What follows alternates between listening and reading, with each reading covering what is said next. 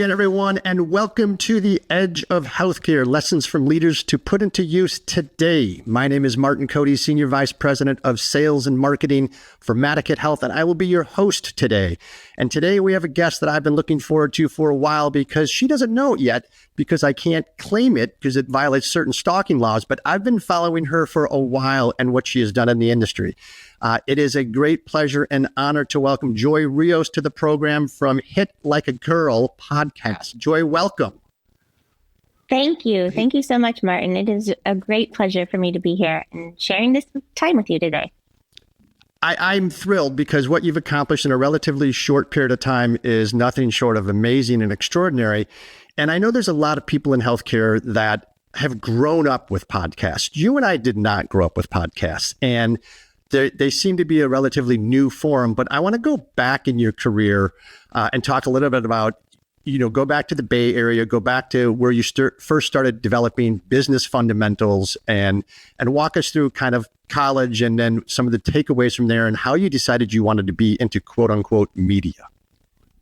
Oh, so media was something that came to me. So I won't go through the long version, but I was an English major and I worked at newspapers and magazines. That was my first foray out of college. I didn't know that I would end up in healthcare. I knew it was important for me. What I was working in at the time to start was women empowerment. So that has been a common thread throughout my career. So you've always had that going way back.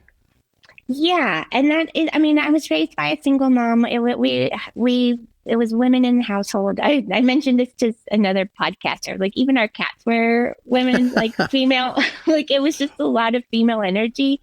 And so when I got to a certain age of like going into the real world, I just sort of didn't accept the message that like we're incapable or like that, or that we can't do things or that we can't be leaders. It just did not compute. And so my work has basically had that as a common theme of just like, wait, you don't see it, that we're just as capable and just as smart and, and oftentimes run circles around you guys. But anyway. I agree. I think it's long overdue. So you're in kind of the print media side of things. And then when did you make the leap to healthcare? I made the leap to healthcare. Well, I stuck with business. When I went to my graduate school, the business aspect I cared about, what drew me into working in getting an MBA was a focus on sustainability. For me, I have always had this conversation around like, okay, it's not just about the money. I know that capitalism is important and it runs our society. However, we should be paying attention to the livelihoods and well-being of human beings and also the environment in which we live. And so when I found a degree that brought those into our coursework, it was like, oh, I found my people. I found like how I want to move through the world. And it was a couple of years later that when I found healthcare, it felt like it made a lot of sense because healthcare has a lot of big problems and it is not just, at least it should not just be driven by dollars. It is something that we actually care about people and the environment in which we live in. So I was like, okay, this is the sandbox I can play in.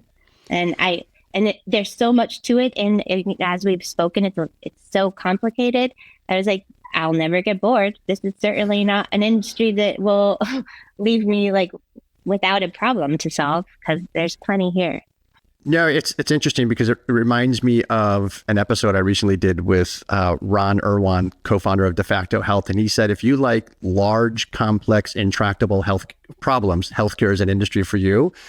And I think if you love that and you want to elevate women, then definitely healthcare is an industry for you. So when you found healthcare, did you look at a particular vertical or a particular area within healthcare that you wanted to try to improve or elevate?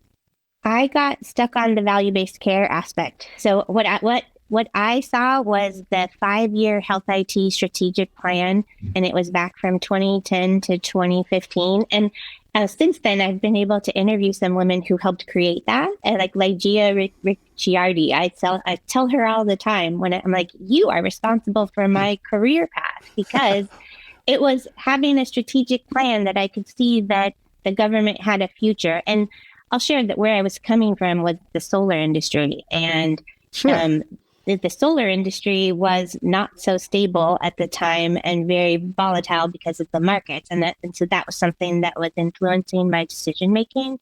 And so with healthcare, I was like, regardless of the economy, regardless of, the push and pull and what's going on with society, there will always be work here. It's job stability to a degree. Sure. So I focus on the strategic plan, in which case at the time was the HITECH Act. And so I was looking at the incentives for implementing technology. Why would doctors purchase EHRs and set them up? And then the incentives behind that. And then that turned into the conversations around meaningful use and why do we capture quality data?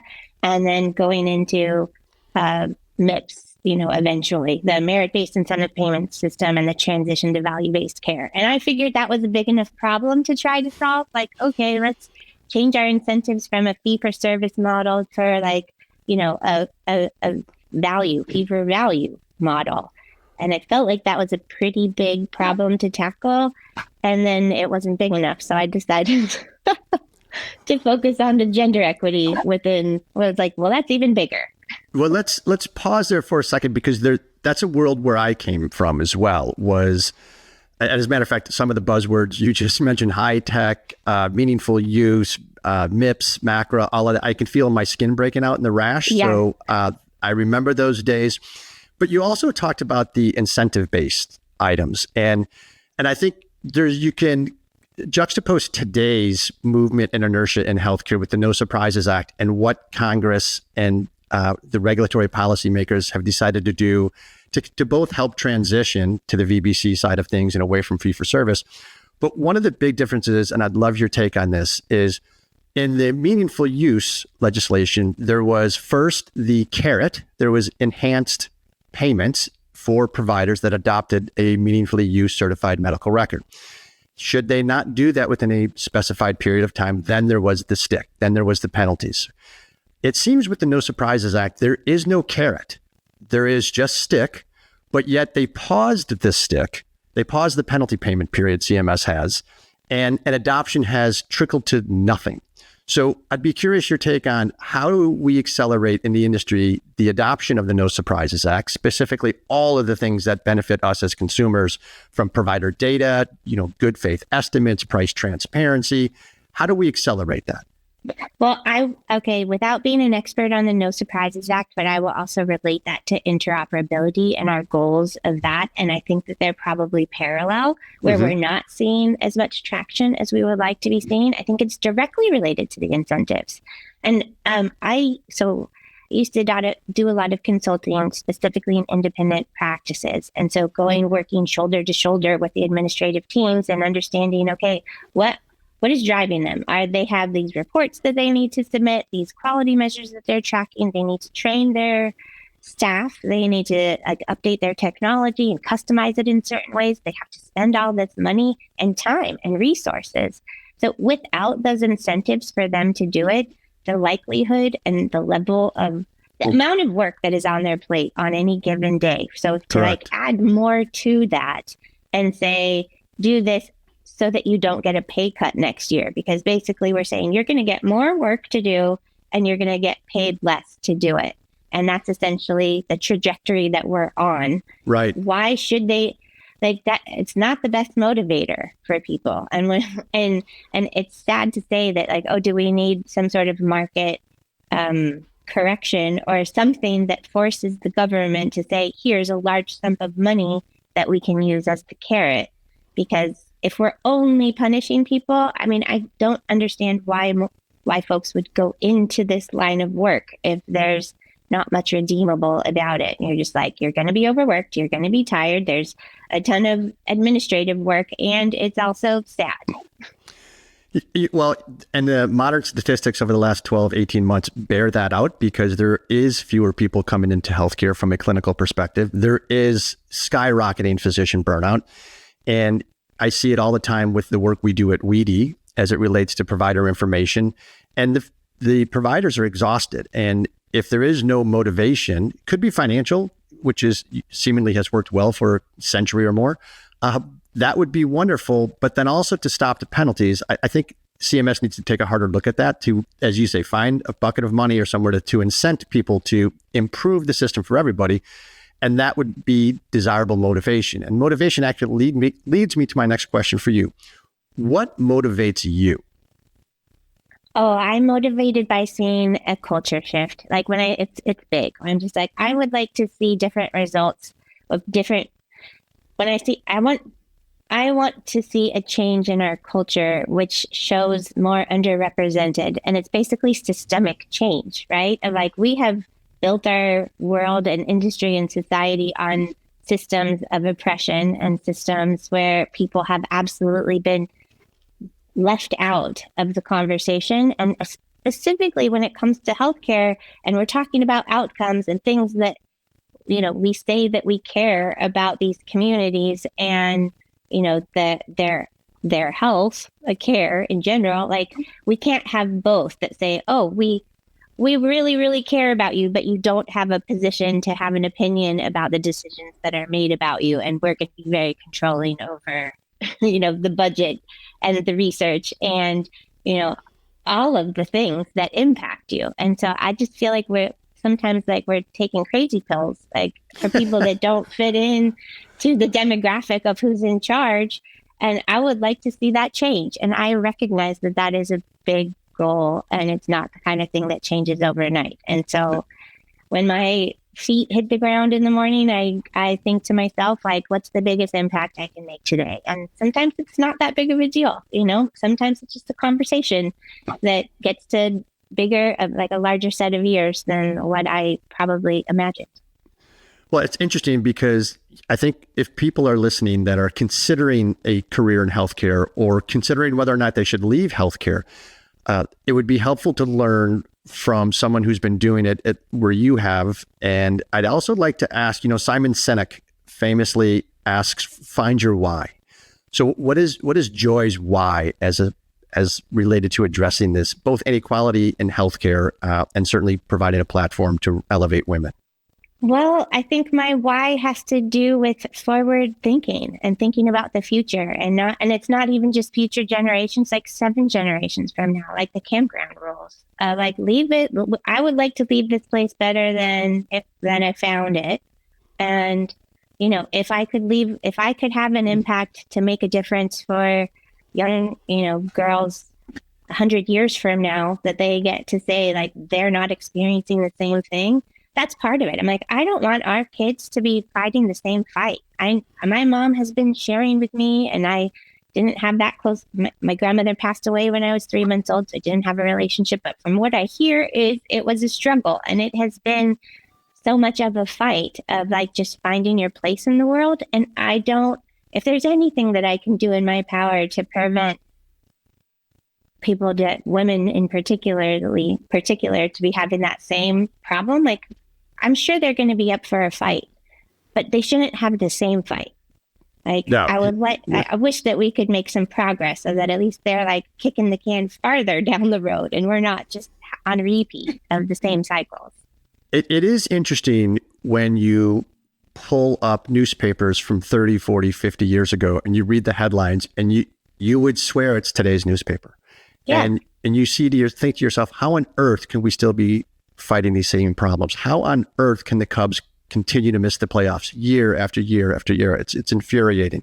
I do make light of the situation, but you're bringing and shining a very important point on it. Let's go back to did I read this correctly, that you actually used to work for a sailboat repair company in the Bay Area? I did. Did you do the repairs, or were you doing the book work and the financials and No, running? I did the financials and the scheduling and making sure. But I worked at both a sailing company and a rig shop, both at the same time. And so there was time that I spent in the marina where I would get to, all the folks who owned boats would need those boats to be cleaned. And so that was a scheduling job. And then there was also a sailing school tied to that. And so part of the perks of the time were like, oh, well, you could learn how to sail, go on some sunset sails around the Bay Area and underneath the Golden Gate Bridge. And at the time, at that age, I had been new to San Francisco, and I remember thinking, I was like, oh, I'm looking for any jobs. It was just before I went to grad school, and I had the choice between like, oh, there's a coffee shop job or this like sailing school job. And I was like, the sailing school one, that's the one. And yeah, it was a great experience and learning a lot. And I had come from having a pretty fun adventure in Australia where I had spent some time sailing. So that had influenced my decision. Well, that was quite a few years ago. And between then and now, with the wisdom you've attained, if you could pull aside that young Joy at the sailing club, doing the books, and impart in her some wisdom based upon all that you've learned, what would you tell her? I would tell her she's doing a great job. I think that, yeah, honestly, I think that young Joy made some pretty cool choices. Young Joy was like, I would give her more high fives and tell her like, if you're feeling discouraged, don't worry, it's going to be all right. And do you think it's an interesting answer because it then leads to a whole bunch of other questions? Like, do you think young girls today don't get those accolades that they should? And that actually can be extremely predictive or counterintuitive from a helpfulness standpoint. Talk a little bit about that. Well, so I'll tell you, I learned some tough lessons on pretty early on. And so some of those were, bet on yourself. If I had a choice, like bet on yourself. If I have a choice to invest in myself or invest in somebody else's big idea, then I'm going to choose to invest in my own big idea. Okay. And even in the conversation between like a coffee shop and a sailing job, I'm just like, okay, I think that the lesson is I'm going to interview whoever I'm working for. Like they are a candidate to me just as much as I am a candidate to them. And what can I learn from them with this experience, and what is a skill set that I want to take with me, and ultimately like doing the balance of what's better. Is it better for me to have a skill of learning how to sail or to make great coffee? And, I figured I could make great coffee on my own. It's an interesting, again, I like the philosophy and the wisdom. Did someone impart that to you to say, you're not only interviewing them, they're interviewing you. So is that something you learned from someone? I don't remember who, but I do remember learning that at a young age. Yes, that it was like, if you're going to be in an interview, make sure that we are actually like, as the candidate, I'm interviewing them. And I think that helps boost your confidence too. If you're going into an interview thinking I'm on the spot, right? If I was like, oh, they're going to be checking my knowledge and my experience and whether I'm a good fit, it's just as important for me to be asking those similar questions. Are you a good fit? What is it that you bring to the table? Why? And asking people like, what are the reasons of why people left? Why is this position open? Right?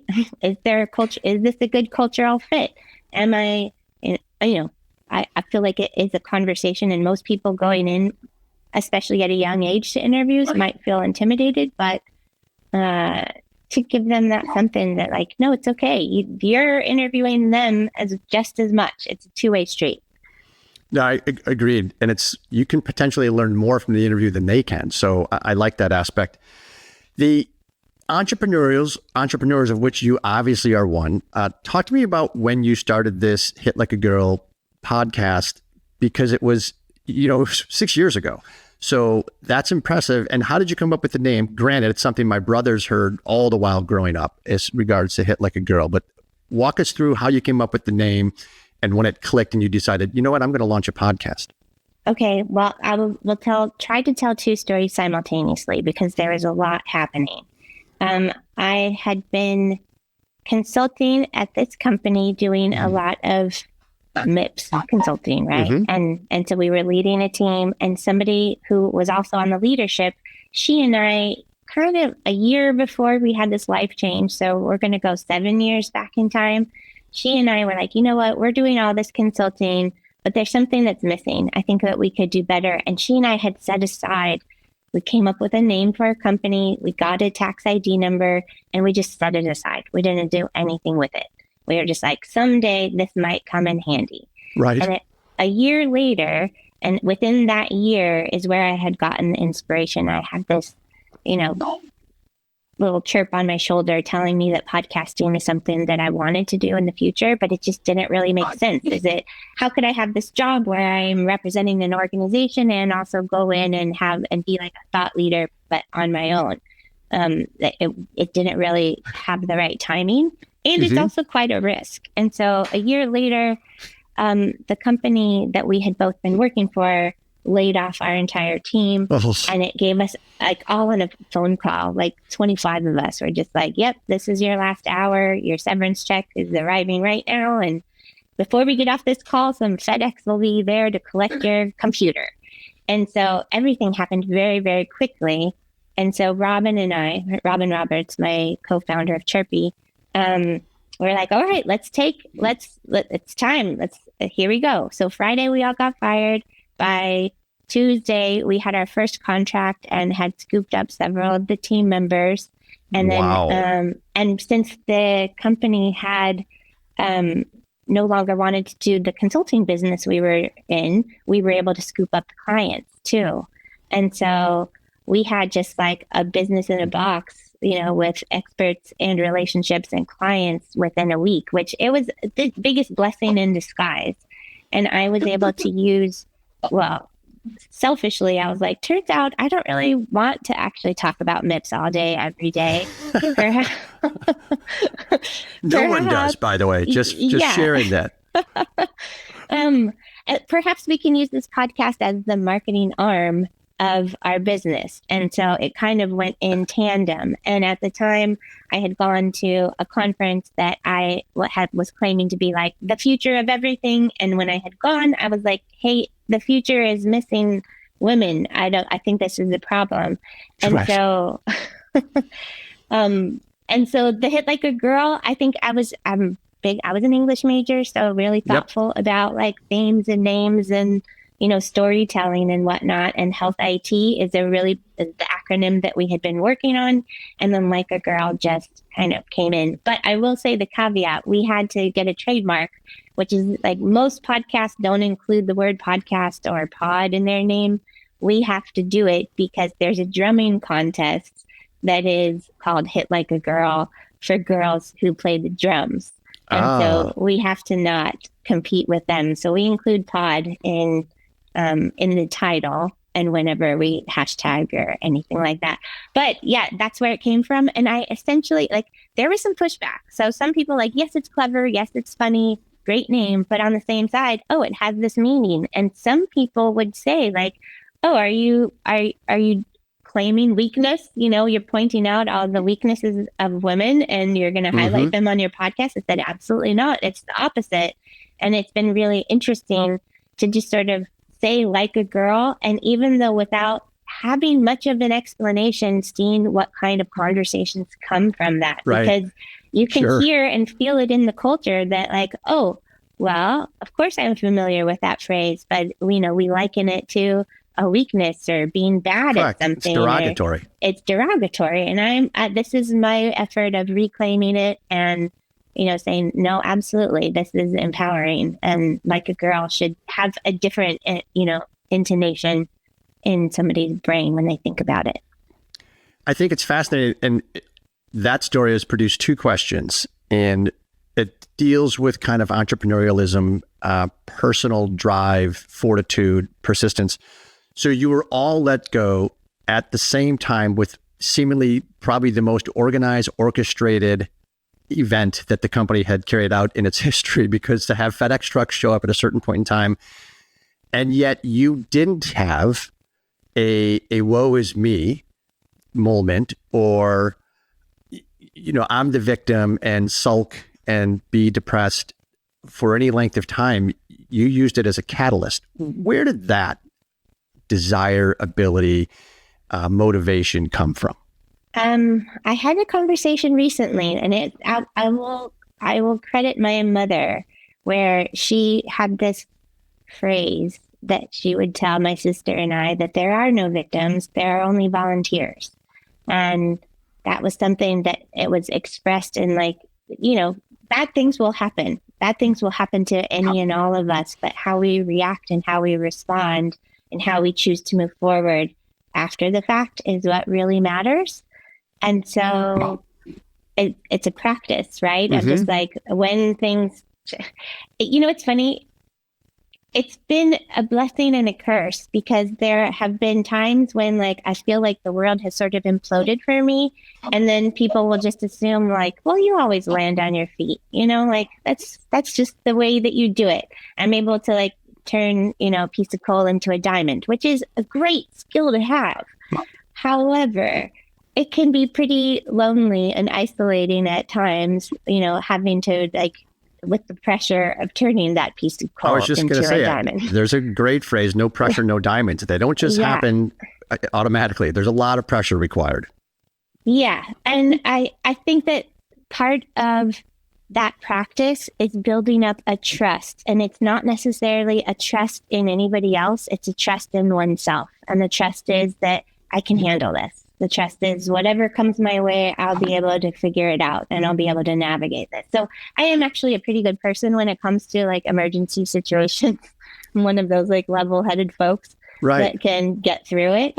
And I think that those are moments where leadership shines, right? So, 25 people, we were able to mobilize about 8 of them to come work for us. And, okay, this is the direction. We're all like, everybody grab your paddle. We're going to try to row all at the same time, but like, let's get going. And so I don't even want to share with you like how bad it was at that time, Martin, because like my partner, my business partner's son was very, very sick with a rare disease. And I'm not kidding you. He passed away a month after all of this happened. And so starting this business, starting the podcast, navigating like insanely difficult life situations, and also trying to like make value-based care at the top of our priority list and making sure like saving all of these people's bottom lines. Like, yeah, there's a lot of pressure. There was a lot of pressure. Well, your mom hit upon a very accurate, it's not a theory, but it's an accurate practice, but it does take practice. And Viktor Frankl, the famed psychiatrist who survived the concentration camps, also had a phrase for it. I mean, there is a space and a gap between stimulus and response. We have the freedom of choice to respond. And so we can't always predict what life is going to throw at us, but we can always predict our response to it. And so your mom instilled in you at a very young age that type of philosophy, so that, yeah, we're going to get knocked down, but we also have the ability to get back up and brush ourselves off and continue to fight on. So what you've done with her philosophy is fantastic. And I think it's a lesson for anybody listening that there's some hard things. It's called the School of Hard Knocks for a reason. It's not called the School of Easy Street. Well, and I think there's a benefit. Like there's been times like I did not come from a wealthy family. I do not have generational wealth. I thankfully was smart enough to do well in school. I was able to get some scholarships. Like most of the things that I have accomplished and attained in my life are through hard work and of course some luck. I won't take that away. Like that's definitely part of it. Yeah, but luck is the residue of hard work. And yeah, the harder you work, it seems the luckier we all get. So I think there's no lack of that. Yeah, and it's just a practice. You just like keep going and don't stop. It doesn't mean don't rest. Doesn't mean like don't take time to rest. But resting is not the same as quitting. And correct. You've got to recharge your batteries and rest and come back at it again. All right, I'm going to transition to everybody's favorite segment, word association. So fun.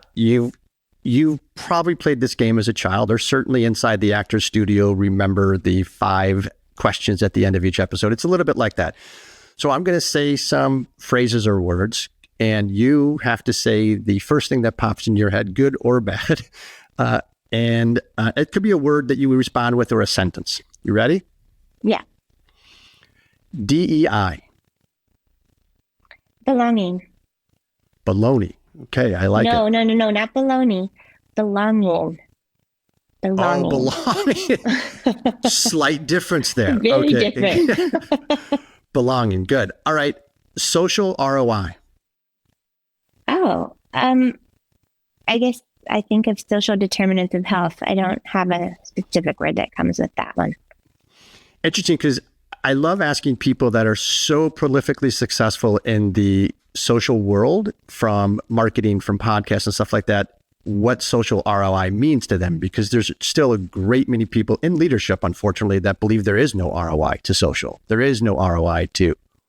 Oh, do you mean like community and relationships, or do you mean like social media ROI? Community and relationships. We'll start there. Oh, I mean, I am a huge investor in community and feel that like whatever it is that I give to my community, I get back in 10 times, and especially with where I am right now, and specifically my scenario of living in Baja California and living to another country and not being super fluent in the language, that like experiencing community and experiencing people leaning on each other in ways that I haven't experienced before. Like, even like, we're not family technically, but it certainly feels that way at times. It's beautiful. Like I believe more in the social ROI than a lot of like financial investment ROI. No, and it's another axiom, or sometimes overused, but you're living it, where you have to give value to get value, but you do so not in a transactional purpose, right? You're not doing it to say, well, I did this for you, so now you're just doing it because that's your DNA. Well, yeah, and I have the evidence that it works. I have evidence that it is showing me that it is a worthwhile investment to invest in other people. And honestly, to watch the ripple effect, it's so beautiful to be able to see something small. And I'll share. I have a handyman. His name is Pedro, and I speak very, very highly of him. He was deported. He was one of those DACA kids that was like brought up to the U.S. and brought back down. So he's not allowed to cross the border. And to be honest, he shares with me his life experience. He's been in prison. He's really living in poverty. He has 3 kids, whatever. I travel a lot for work, and he now will take his whole family and stay in my home and dog sit for me. And basically, if anything happens, like I was gone last summer and there was a hurricane randomly that hit here. He and his family were staying here, and people are like, are you worried? I was like, no, the person I would have called is there. Right. And like, I come home from my work trips and I was like, oh, he fixed my garage door. Like all the things that I would have, it's just this love. And he feels like he's winning. He's better able to take care of his family. I feel secure that my dog is taken care of and my home is taken care of when I'm away. And it's just this beautiful relationship where he's just like, oh, are we family? And I'm like, yes, we are. Yes. And those are the great relationships that usually happen by happenstance, where each of the entities in the relationship believes they're getting the better end of the bargain. Yeah. Yeah. And it's it's great. I feel like I feel so taken care of. And for a woman in her mid-40s living alone with her dog, like that's kind of an important thing. Right. In a different country. Yeah. Yeah. Exactly. And so and one thing that I find super interesting is when people are like, oh my gosh, do you feel safe down there? You're in Mexico. Like, are you scared? And I'm like, I feel more taken care of than I have ever been in my whole life, in my adult life. And so that's a similar like thing to be able to show people and share that, like, okay, what we have been told and what we have been taught about what we should be afraid of, and what is, like, a lot of it is just a story, and we can rewrite those stories. That's exactly right. We're the author of our own story. Mm-hmm. Joy, you have been outstanding. It is amazing to finally catch up with you, and I and the listeners and viewers are better people for it. So thank you for sharing your kindness, your wisdom, and by lack of a bad comparison, your joy. I appreciate that. Thank you for taking the time and listening and asking. It's my pleasure to share. And if anybody wants to get a hold of you, or a woman in healthcare executive leadership would like to be elevated, how do they get a hold of you?